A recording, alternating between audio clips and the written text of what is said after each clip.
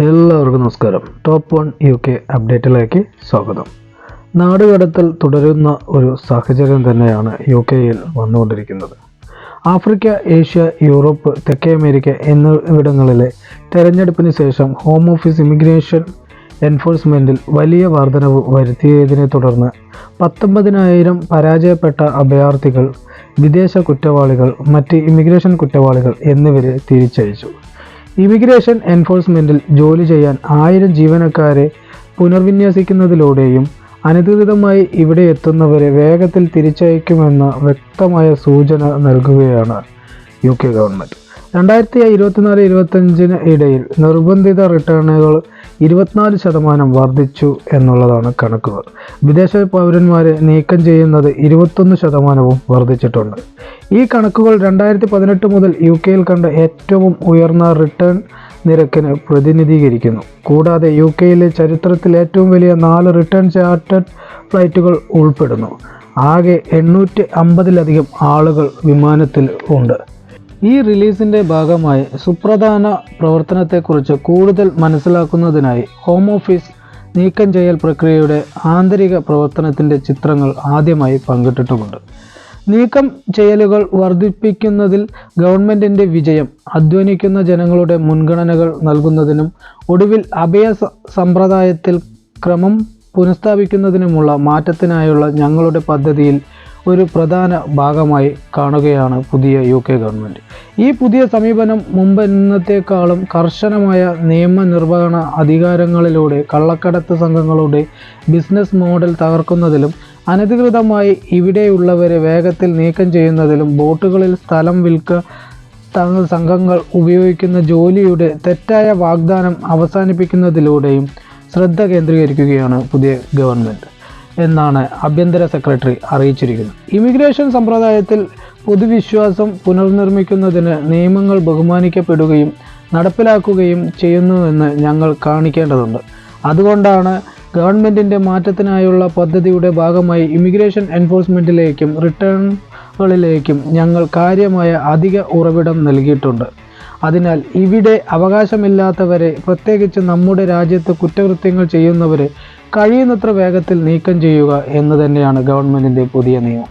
ഞങ്ങളുടെ return system ദൃഢമായും ന്യായമായും വേഗത്തിൽ പ്രവർത്തിക്കാൻ എല്ലാ ദിവസവും അശ്രാന്തമായി പരിശ്രമിക്കുന്ന ഹോം ഓഫീസിലെ എല്ലാ ഇമിഗ്രേഷൻ എൻഫോഴ്സ്മെൻറ്റ് ജീവനക്കാർക്കും മറ്റു ഉദ്യോഗസ്ഥർക്കും അഭിവാദ്യങ്ങൾ അർപ്പിക്കാൻ സെക്രട്ടറി അറിയിക്കുകയും ചെയ്തു. ദേശീയ കുറ്റവാളികളുടെയും പരാജയപ്പെട്ട അഭയാർത്ഥികളുടെയും നാടുകടത്തലും മടങ്ങിവരലും പതിവായി നടക്കുന്നു. ആഭ്യന്തര ഓഫീസിൽ സാധാരണ പ്രസിദ്ധീകരിച്ച സ്ഥിതിവിവരണ കണക്കുകളുടെ ഭാഗമായി വർഷാവസാനം അന്തിമ സംഖ്യകൾ സ്ഥിരീകരിക്കും.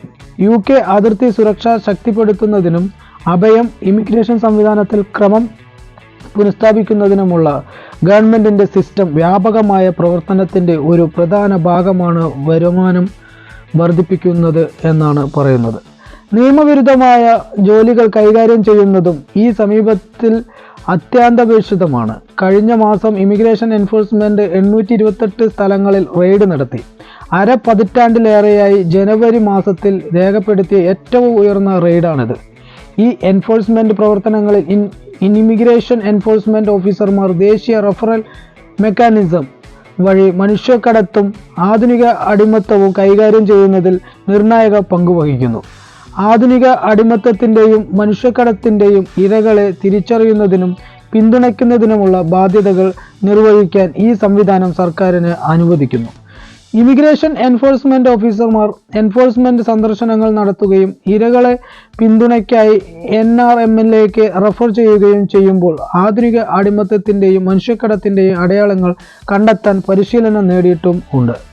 UK അതിർത്തി സുരക്ഷ സംരക്ഷിക്കുന്നതിനുള്ള പുതിയ ശക്തമായ നിയമനിർമ്മാണത്തിൻ്റെ ഭാഗമായി ആളുകളെ കള്ളക്കടത്ത് സംഘങ്ങളെ തിരിച്ചറിയുന്നതിനും തടസ്സപ്പെടുത്തുന്നതിനും തകർക്കുന്നതിനുമുള്ള പുതിയ കൗണ്ടർ ടെറർ സ്റ്റൈൽ അധികാരങ്ങൾ വരും എന്ന് തന്നെയാണ് സർക്കാർ പറയുന്നത്.